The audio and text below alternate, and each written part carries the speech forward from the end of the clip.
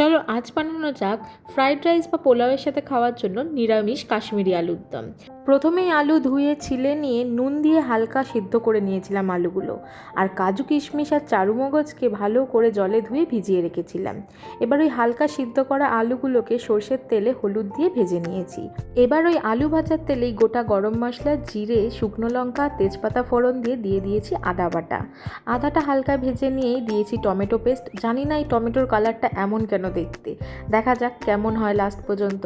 এবার অ্যাড করেছি মশলাপাতি, হলুদ, লঙ্কার গুঁড়ো, ধনে গুঁড়ো, জিরে গুঁড়ো, স্বাদ মতো নুন, চিনি, আর কালারের জন্য দিয়েছিলাম কাশ্মীরি রেড চিলি পাউডার। ভালো করে মশলাটা কষিয়ে নিয়ে যখন মশলা থেকে তেল ছেড়ে দেবে তখন দিয়েছিলাম ওই কাজু, পোস্ত আর চারুমগজের পেস্টটা। আরও 2-3 মিনিট মশলাটা কষিয়ে নিয়ে তার মধ্যে আলুগুলো দিয়ে দিয়েছি।